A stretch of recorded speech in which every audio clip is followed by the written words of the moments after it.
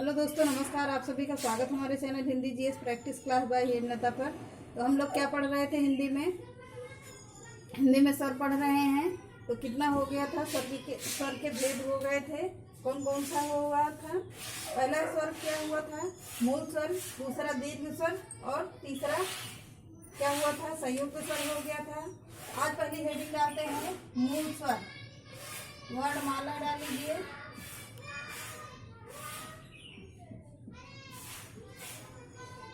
Heading डालिए मूल स्वर।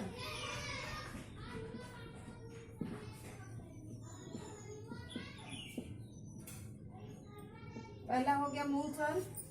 तो क्या होगा? सबसे पहले क्या बनती है?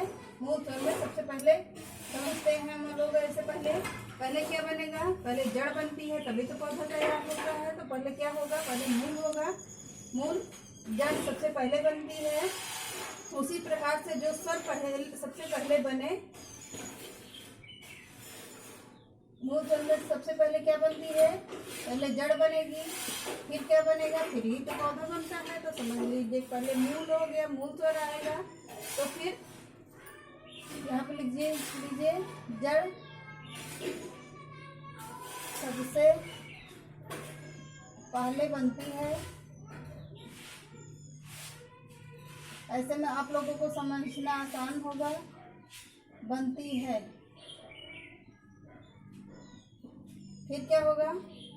उसी प्रकार जो स्वर सबसे पहले बने, उसी प्रकार इसको अंडरलाइन कर लीजिए, समझने के लिए हमने लिख दिया है। उसी प्रकार जो स्वर सबसे पहले बने, जो स्वर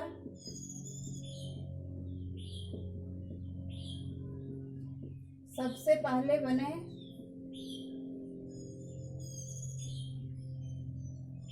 उसे ही तो स्वर कहेंगे, उसे स्वर कहते हैं, स्वर कहते हैं।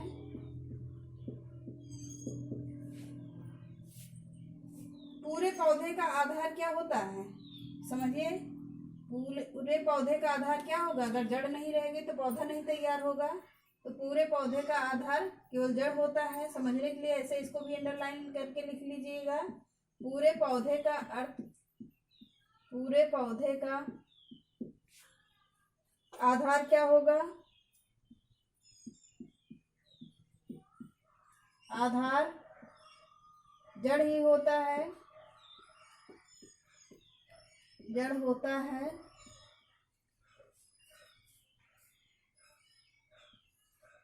इसको अंडरलाइन करके लिख लीजिए, समझने के लिए है। और उस पूरे स्वरों के आधार पर क्या बनता है? स्वर ही बनता है। पूरे स्वरों के आधार पर क्या बनेगा?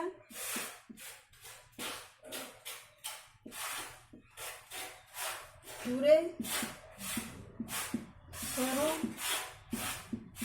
के आधार पर स्वर ही बनता है, स्वर बनता है।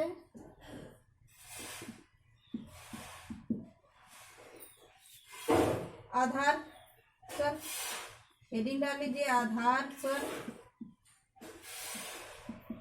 हम लोग अच्छे से विस्तार से पढ़ते हुए चलेंगे। हेडिंग क्या रहेगी? आधार स्वर होगा। जिनसे अन्य स्वर बनते हैं, जिनसे अन्य स्वर बनते हैं, उसे ही क्या कहेंगे? आधार स्वर कहते हैं। ऊपर का हो गया होगा। अब हम लोग बढ़िया से परिभाषा से लिखते चलते हैं। हेडिंग डाल लीजिए परिभाषा। परिभाषा हेडिंग डालिए परिभाषा। पढ़ गई होगी। अब लिखते हैं क्या? वे स्वर जो सबसे पहले बने, वे स्वर जो सबसे पहले बने,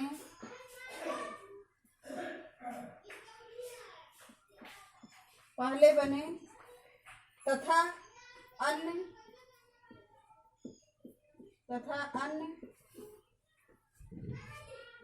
स्वर जिनसे मिलकर बनते हैं, अन्य स्वर जिनसे मिलकर बनते हैं उन्हें स्वर कहते हैं।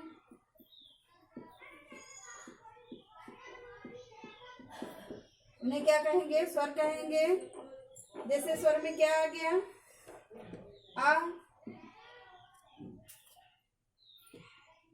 ई, उ, और क्या आएगा? ऋषि। ये क्या हो गए? ये चारों मूल स्वर में गिने जाते हैं, मूल स्वर। अब दूसरा डालिए हेडिंग।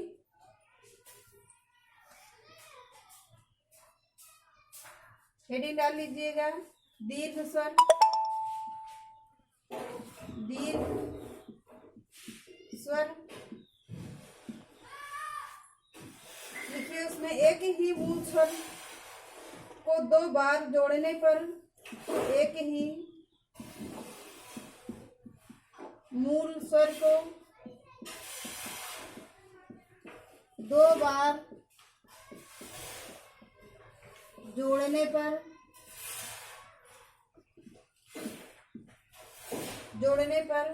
जो उसका दीर्घ रूप बन जाता है, जो उसका दीर्घ रूप बन जाता है, उसे क्या कहेंगे? उसे ही दीर्घ स्वर कहते हैं। तो दीर्घ स्वर में क्या क्या आएगा? क्या बनता है? आ से प्लस आ से क्या बना? बड़ा आ बन गया। और क्या बना? ई से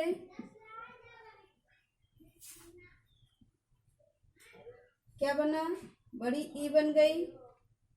और क्या बना? छोटे ऊ से छोटा ऊ प्लस बड़ा ऊ से क्या बना? नहीं सॉरी, छोटे ऊ से छोटा ऊ से क्या बनेगा? दोनों ऊ मिलाकर क्या बना? बड़ा ऊ बन जाता है, ऊ जिसको बोलते हैं। तो ऋषि से क्या बनेगा? ऋषि प्लस ऋषि से क्या बनेगा? ऋषि बन जाता है। इसमें ये दो बार लग जाता है तो इसको ही बोलेंगे मूल स्वर बन गया है, मतलब दीर्घ स्वर बन गया है। ये हो गए दीर्घ स्वर। तो आगे हेडिंग डाल लीजिएगा संयुक्त स्वर। संयुक्त स्वर तीसरा क्या होगा? संयुक्त स्वर।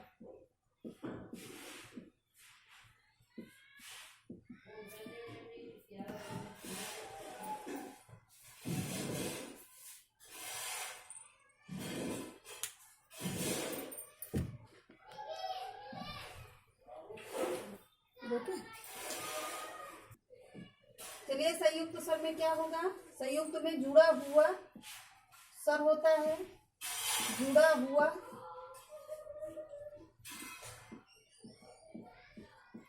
स्वर,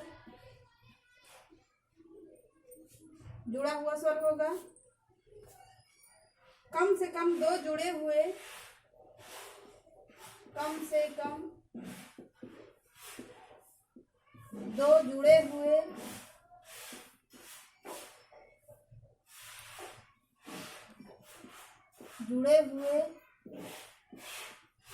क्या हो जाएंगे?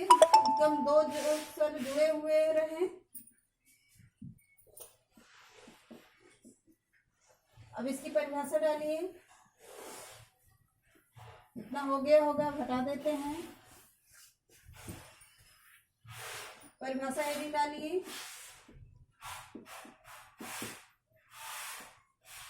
परिभाषा में लिखिए, जब दो अलग अलग स्वर आपस में, जब दो अलग अलग स्वर आपस में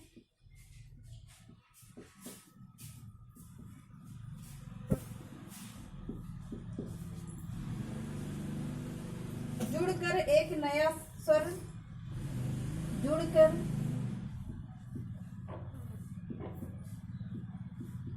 एक नया स्वर